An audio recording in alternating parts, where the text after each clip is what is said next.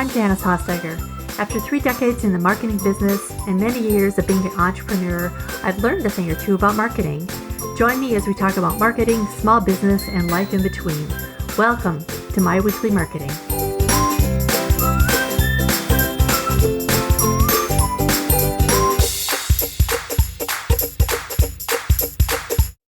If you've ever run pay-per-click ads, or if maybe you've just stared at your Meta Ads dashboard and felt like you're trying to read a foreign language, like hieroglyphics maybe, or if you even don't know where to start with pay-per-click ads and really want to skip ads altogether.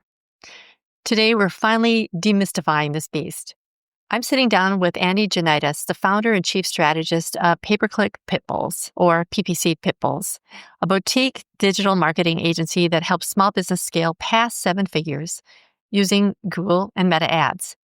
Andy is a former engineer and analytics whiz turned digital strategist, so he brings that magical combo of brain power and practicality to the table and to our conversation today. What I love about Andy is that he strips away the complexity.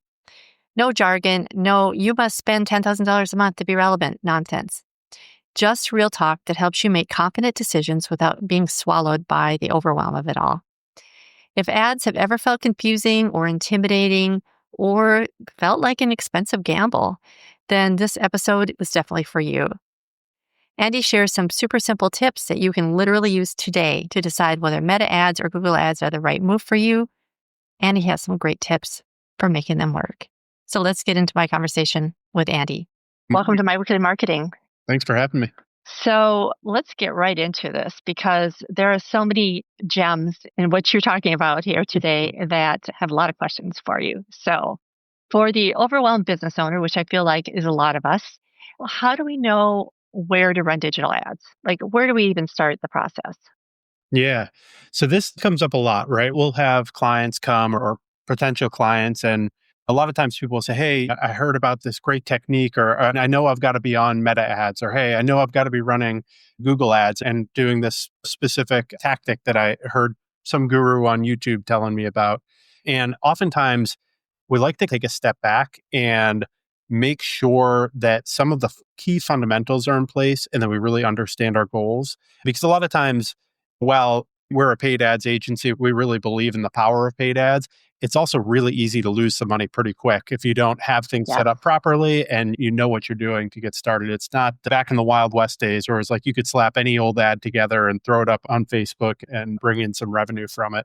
There's a lot of kind of gotchas in the system. So I would say one of the first things is to really understand what your goals are and what you're looking to get out of ads. So first instinct is just to say, hey, I want more leads or more revenue, but really understanding, are you trying to expand in a particular geography? Are you looking to push fills on your website versus local visits to a storefront? All of these different things are going to change your strategy. And then also thinking about not only what your goals are, but what your constraints are. It's like realistically, how much budget do you have to spend? And what types of creative do you have available to you? And do you have the ability to create more video and image to really supply the ads with the creative that they're going to need? And getting all that figured out first is really going to help dictate what the strategy is moving forward and what the best way to meet your goals is. Gotcha. Yes, I 100% agree with that. Just based on my own experience and experience with clients too, it really does matter where you want to go and where you're heading with all of this. Talk to me a little bit about search intent too, because I have customers that think that they want to be on Meta, but really sometimes it's better for them to be investing in some Google ads. So how does that play into the big picture? Yeah, we say it's different for every business, but largely we think in where your service-based business is and you're doing work locally, that's where Google often performs really well. So I like to think of it in terms of what's happening on those two platforms. So on Google, we like to think of that as, you mentioned, intent-based marketing. So what's really, really great about Google is that when somebody searches, we know exactly what they're looking for. And before we get in front of them with our ad, we know that they're a person who's looking for our services. Whereas Meta is what we call interruption-based marketing. So somebody's just scrolling their feed, they're looking through, they're just kind of entertaining themselves or doing something different. And then we're going to pop up and get an ad in front of them that they weren't necessarily expecting. So because of those two different kind of delivery systems, Google is going to be really, really good if you have a service that people know that they're looking for. If you're going to replace an HVAC system because somebody's HVAC is down, Google's going to be great because it's, hey, I'm only showing up on ads where somebody is searching for HVAC repairman in my area kind of thing. So you know that they're in market, they're ready to work with you. If on the other hand, and even it could be the same business, but imagine that same HVAC company says, hey, we need to educate people a little bit that really they should be doing regular maintenance that they may not even know about. They need to get their system cleaned on a regular basis. That's not something that they're going to be searching for. So that's where Meta may perform a little bit better because you have that space where you're popping up in front of them. You have some space to educate them and let them know about this service that you offer that they may not even know that they need yet. So that's how I like to think about it. If your main push and what you're trying to get done with ads is selling a service that people are coming to you for, they've got high intent, they know that they need this product or service right at that particular time, by all means, go the Google route. If it's on the other side, if you have something that takes a little bit more education, somebody doesn't even know they need it before they see your ad, that's where Meta is going to perform really well. Hmm. And there's other platforms too, like there's Pinterest and LinkedIn, Exactly. Reddit. Yeah.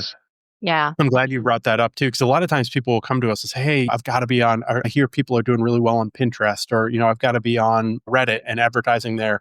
And certainly that is a great place to expand once you start seeing some early results. But I always tell people, make sure you maximize 90% of the ad impact, I would say, we see coming through Google and Meta.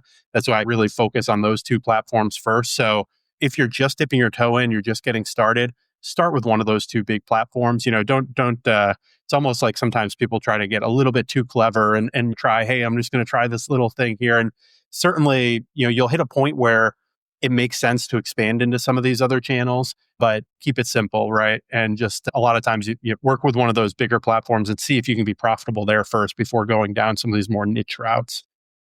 That makes sense. I mean, if you don't have an audience on Pinterest to begin with, then you probably don't want to be advertising there either, right? Exactly. That might be like one of the few situations where you would start there if you have a really strong following, say on Pinterest, or hey, I've got 10,000 followers on LinkedIn already. Maybe I'll start with ads there. But just as far as like capabilities and the ability to measure results, that the Google and Meta are just so head and shoulders above in terms of kind of their maturity as an ad platform that 90% of the time, if you're just dipping just a little bit of investment, you're going to be able to get the most impact out of those biggest platforms. The biggest bang for your buck, huh? Just out of curiosity, have you run ads on Reddit? We haven't gotten into Reddit yet. Okay. We've done some LinkedIn. We don't typically do a ton of LinkedIn as like a service, but we've done LinkedIn just for ourselves, trying to market ourselves as an agency. Challenge there is it can get really, really expensive. But I know, Reddit is kind of the hot new thing. It's just coming down the pipe. We haven't really experimented with it yet. Yeah. That would be interesting for me because I don't spend as much time on Reddit as I used to, but it's certainly a great place to get a feel for what questions people are asking if you are in an industry that people are asking a lot of questions. But they have been historically really brutal to anybody that tries to promote themselves too heavily. So I'm curious how Reddit ads will work. But also, I've noticed they come up a lot in Google searches now, Reddit posts do. Yeah. It's an exciting kind of new frontier now that they've ads available. One fun side thing that we love to use on Reddit, when you go onto Reddit, in the menu, they've got something called answers, and it says it's in beta, so it's relatively new, but we've been using that a ton recently where you can ask, it's AI driven, so you can ask a regular question either about your brand or about just anything in your industry, and it will give you, it's almost as if you're on a ChatGPT or a Perplexity, but it will back everything up with a citation to a specific Reddit post. So it's great for, hey, what types of problems are customers in my industry facing? Or especially if your brand name is big enough that people are talking about it a little on Reddit, you can query and say, hey, people who've tried my product, are they saying good things or bad things? Or like, what are the complaints when somebody has a complaint? And it will aggregate it and give you a summary and then actually link out to specific posts where people put that in. Oh, that's cool. I'll have to look into that one. Yeah, it's been really powerful. So how about the customer journey? Obviously, awareness is something I think people usually focus on during the customer journey in terms of ads. Also, maybe retargeting. Is one platform better than another for that? Or does it really depend? It's interesting. It does depend to a degree, and both platforms. So typically we would say that, hey, Meta, because it's got that kind of interruption base, people don't know they're looking for you. It's great for awareness, right? Because It's your opportunity to get in front of somebody when they're not aware of you and really describe what you do as a service and your differentiator. That being said, Google is really catching up quickly with the YouTube platform. So if you have good video and image content, Google is not just search anymore. In fact, we find we get much better results using a Google campaign type called Performance Max, which shows up not only in search, but also with those 5-second skippable ads on YouTube videos, as well as display ads in the sidebar when you're browsing around the internet. So both platforms will give you capabilities in that kind of display and awareness area. One important thing with awareness, because a lot of times agencies will come in, they'll say, hey, you've got to be spending a ton of money on awareness, or we want to try this awareness play. Typically, awareness-based advertising. So this is when you're getting in front of somebody, not necessarily with a call to action and getting them to sign up for your service, but you're just trying to make sure that they understand the problem that you solve and why you're uniquely positioned in order to solve it. The challenge is that's often not super measurable. You're putting the money into those ads and hopefully people are seeing you and you're top of mind later on when the problem does come up and they're ready to use you. But what we find is we typically almost always will pair awareness ads with conversion specific ads. So, hey, it's great that we're getting in front of people and we're building awareness with that top of funnel ad, but we've got to make sure that we're then retargeting them and ultimately getting conversions in a way that we can measure.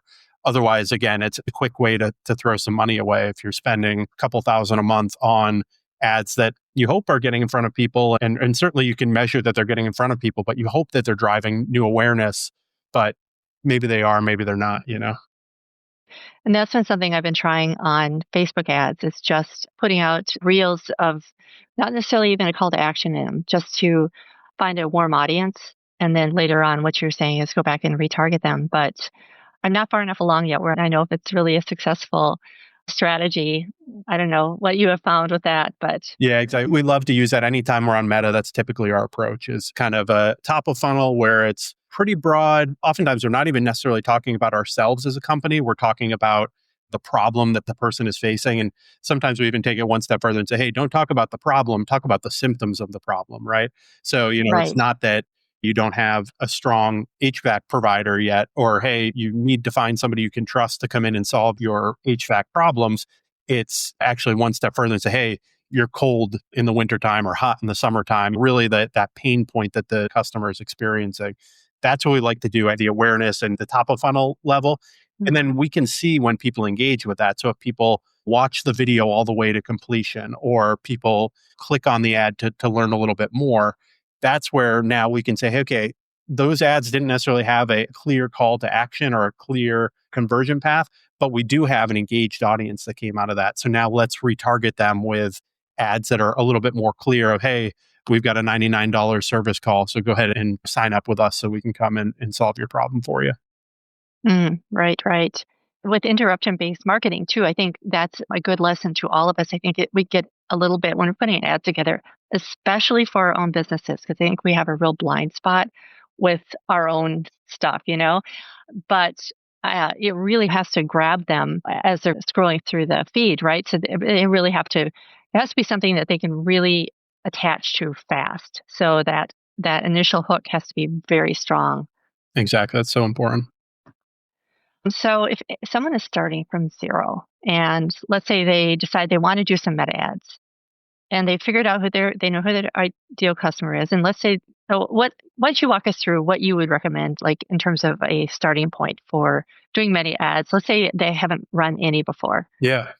So these days on both platforms, typically we're using automated bidding techniques. So what that means is you're not doing a ton of targeting based on very specific customer demographics or very specific customer intents. More often what you're doing is saying, hey, I'm going to go ahead and measure once people view the ad or click on the ad, what actually happens. Do they ultimately fill out a lead form? Do they ultimately make a purchase from me?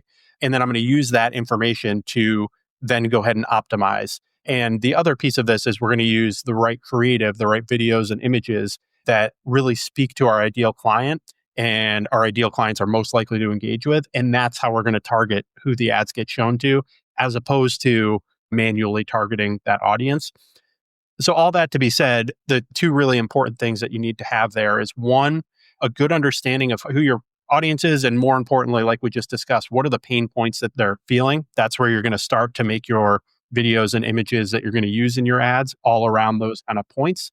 And then two, you want to make sure that you're technically set up right so that that signal, as we call it, is getting pushed back to Meta. So when somebody hits your website, you really understand where did they come from? Did they ultimately take the action you wanted them to take, fill out a lead form, make a purchase from you on the website? And then we're successfully passing that data back into Meta so it can optimize and start showing up for other people like those people who met your goals. Okay. So here's the thing that gets me about meta ads. And I've been doing this since the days of the Power Editor, which was probably long before you even started doing this. So it was like really rudimentary at the beginning, right? So there was just like, you picked everything. Yeah. And now Meta wants to pick everything. And I am really kind of, I don't know, a little uncomfortable with that, I guess. Is that something that you recommend you let them choose? Because I mean, yes, they have all these data points on every single user on all of their platforms, but how much are they in it to make money, and how much of it? Yeah. How much you trust them? I guess that's my question. Yeah, I would say at a high level, from trend perspective, we get better results when we rely on kind of those automated processes, right? So both Meta and Google are set up these days that you're going to be more successful if you're not. You can hurt yourself by trying to hold those reins too closely, I'll say. The big caveat there, though, is, as you mentioned, both of those platforms are in it to make money. And oftentimes they'll give you suggestions that are not in your own best interest. So you've got to understand why you're making the decisions you're making. So, a good example that we like to look at. So I mentioned kind of audience targeting. So when on Meta, they have a feature called Advantage Plus that's essentially saying, hey, I'm not going to tell you exactly the demographics or exactly the audiences to target. Instead, I'm going to let you go out and find the right people who are engaging with my ads and get in front of them. And you can also add a suggestion and say, hey, these are the types of people to start with. And then you can go beyond that and find more people. That works pretty well. And we like to use that as long as we have, again, good data flowing back into the system so that it is able to optimize. On the other hand, something else they do is, hey, we'll have, automated updates to your images and automated updates to, the text and the copy there, and use AI to generate new headlines and images. Sometimes that can work and that can be okay, but it can also present a brand safety issue, right? If there's, certain things, especially in certain industries, there's certain things that you're not allowed to say, or there's certain things that, aren't technically correct about the services you offer. You've got to be really, really careful to make sure you understand what are those auto-generated pieces that are getting injected into your ads. So oftentimes we'll leave those turned off. For some businesses, it's great because it can help take a little bit of information and generate it a little bit further. Or if they have limited creative to use, there's certain tools we can use to kind of expand what's available to them. But those ones, I think you do have to be a little bit more careful and controlled about. So all that to say, I think generally the automated approaches are very helpful, but you've got to know what you're doing because, again, it can get away from you quickly if you just follow all the suggestions that Meta or Google gives you. Right. I've had clients that have run into trouble with that in the past. I think Google is actually, well, I don't know now, Meta's gotten kind of complex too, but I think Google initially was so complex that people would easily lose a lot of money on Google running ads themselves and just not understanding the bigger picture of it. It's not necessarily easy to go step by step with some of these. Exactly. With Meta, I have been unimpressed by their design suggestions for sure, and also some of their headline suggestions. I've like, no, sorry. Exactly, yeah. Yeah, some of them are horrible, but it's AI, and I know that AI is in its infancy right now, ish. So we'll see what happens in the future with that. So when you're working with a new client, so what mistakes do you see that people make generally when they rush into launching an ad too fast? Yeah. So a few of the things, one, we talked a lot about measurement early. That's probably the number one thing is before we just start running ads, make sure that you understand or that you're technically set up so that that signal is coming back and the platform has as much data as possible so it actually can be successful and optimized. That's something that's really, really important. Another thing is trying to do kind of too much, especially with small budgets. We say simplify, right? So oftentimes we'll find an account where they're spending sometimes even with bigger budgets, but with small budgets especially. You say, hey, we're putting in $1,000 a month or $1,500 a month. And then we look into the account and there's 8 different campaigns. So it's like, okay, you're taking that small budget and you're splitting it now 8 different ways. The problem there is you just don't have enough data coming back. Any one of those ads might have gotten less than 100 clicks, say, or if you're looking for a lead form, some of those ads might have less than 4 or 5 lead forms. So if you have so little data coming back in, one, there's no opportunity for the model to optimize at all because you've split your budget so far that no one campaign has enough data, has enough actions coming back into it to be able to optimize.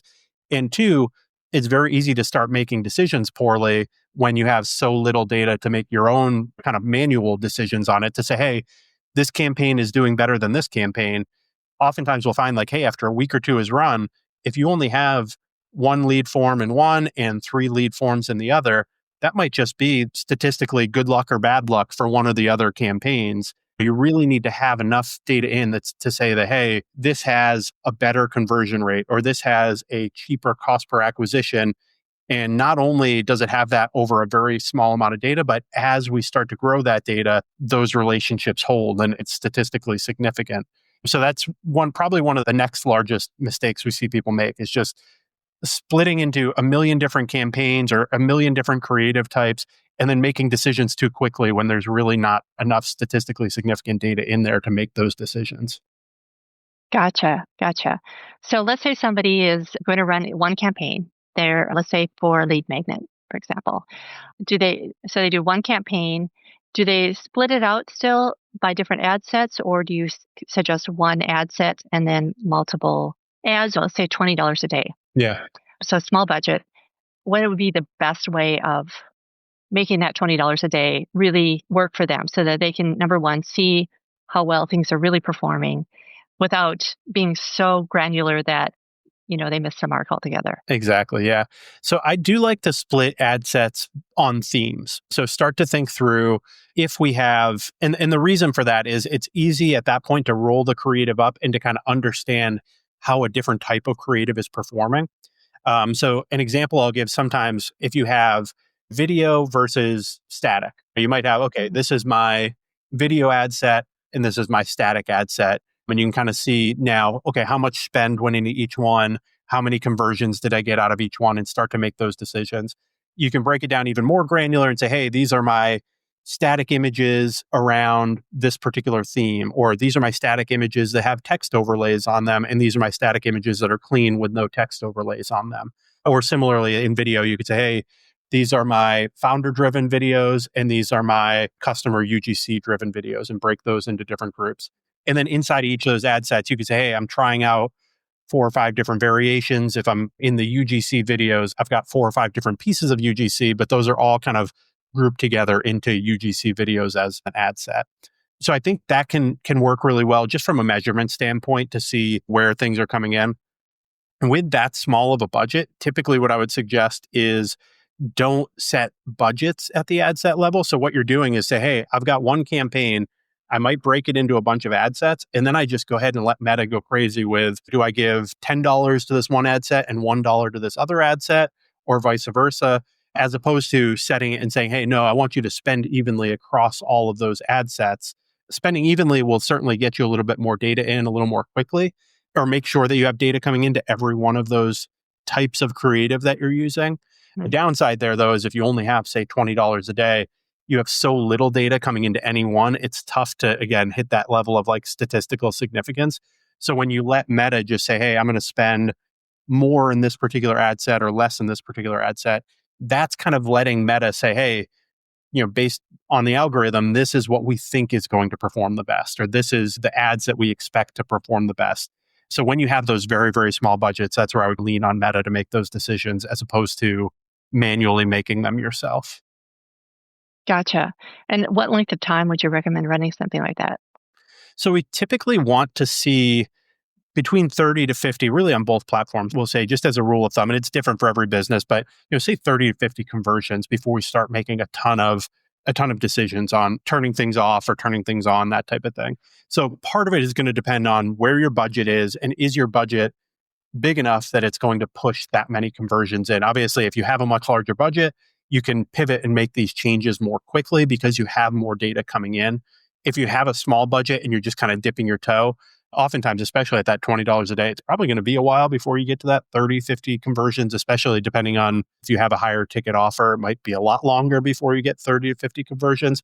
That's where you're going to have to start to be smart about making decisions on one step up. If you're not getting that many conversions, maybe we can start to make decisions on what are folks engaging with and driving to the website cheapest, or what are the ads that people are most likely to watch the whole video all the way through at least. Because those you'll have a little bit more data on. You'll have more video views, obviously, than you'll have people going to the website, and you'll have more people going to the website than you'll have ultimately lead forms or conversions, whatever it is on your website.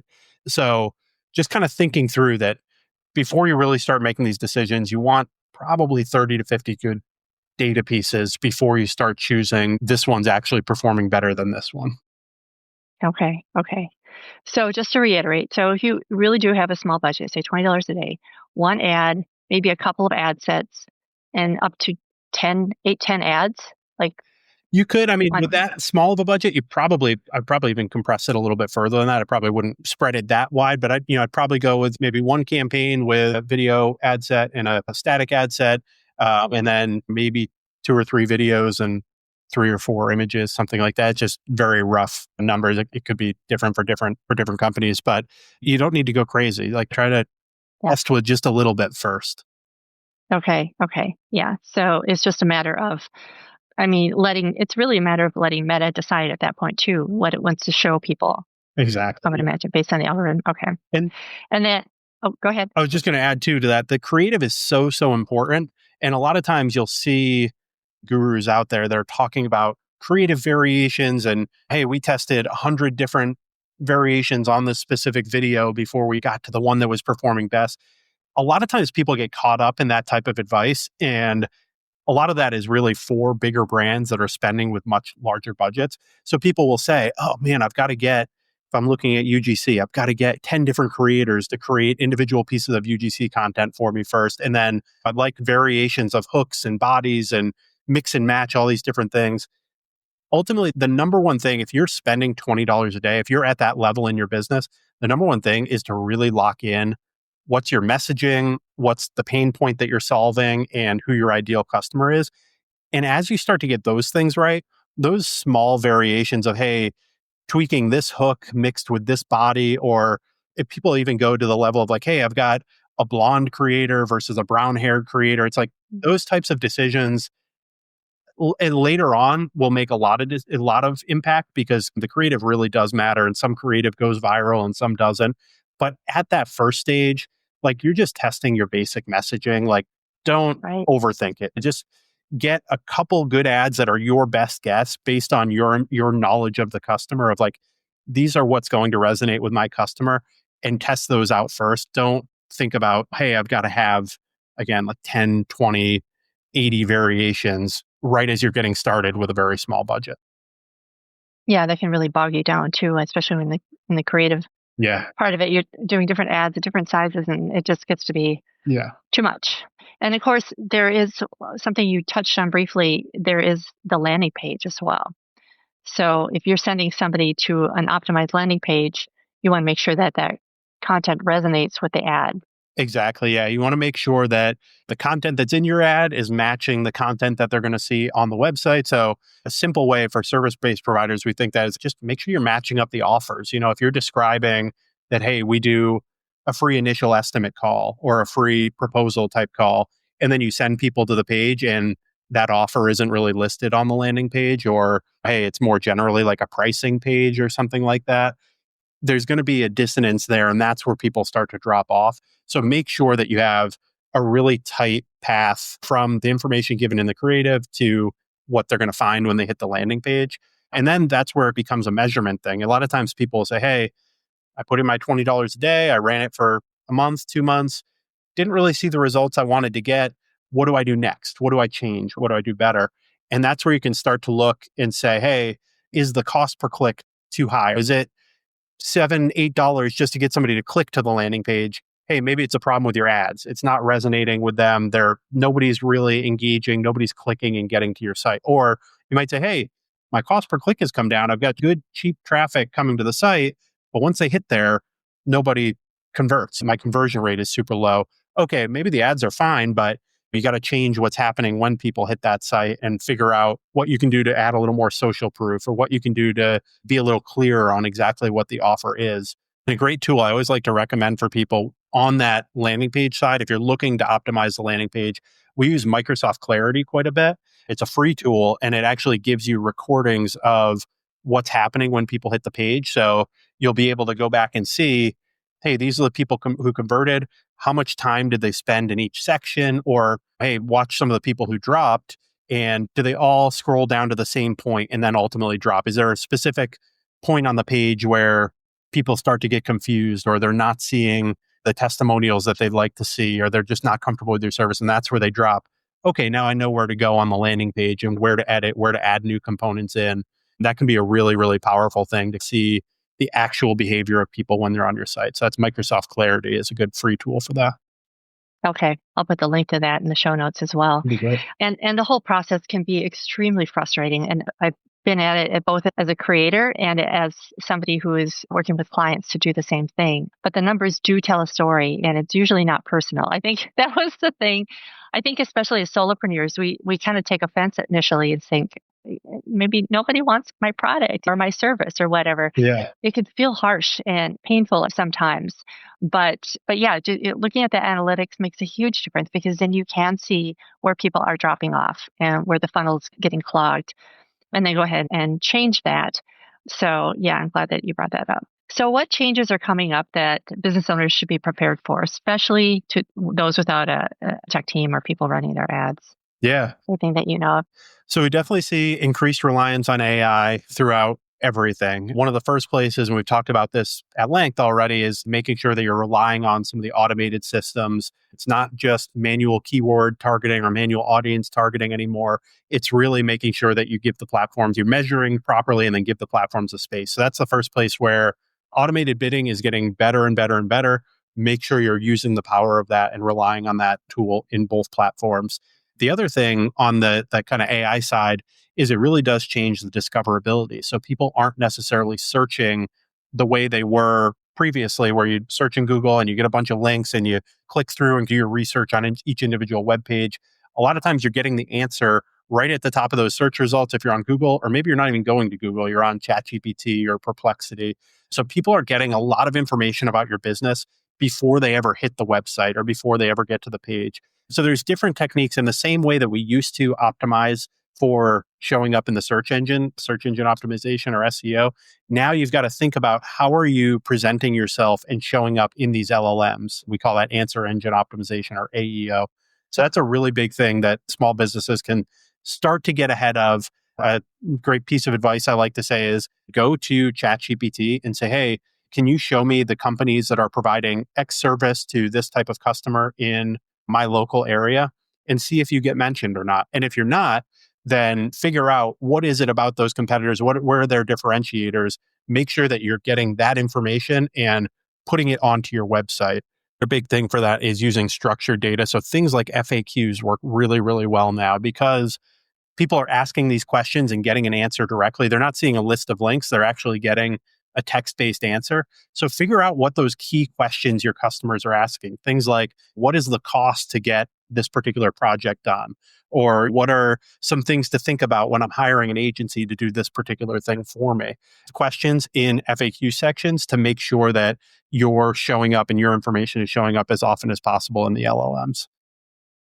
Great advice. Yeah, I just recently did an episode all about that. So I'll put the link to that in the show notes as well. Yeah.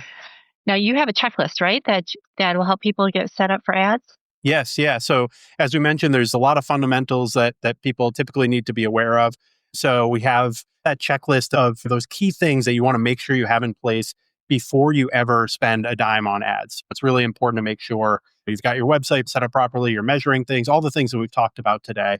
So we've got that checklist. If you come to ppcpitbulls.com, you can download that checklist. If that's a little overwhelming, you can always just book a call with me too, and we'll walk through it together and figure out what your next best step is and where you can go to get your ads running properly. All great stuff. And of course, I'll put the link to that in the show notes as well. Thank you so much, Andy. I have just been overwhelmed by the amount of information that you shared with us today. So I really appreciate it. Awesome. So I hope that Andy's advice gave you a little more confidence to go ahead and jump into pay-per-click ads. For more information about Andy or anything we talked about today, visit myweeklymarketing.com/137. And please hit the follow button so you never miss an episode. Thanks so much for spending time with me today. I'll see you next week. Bye for now.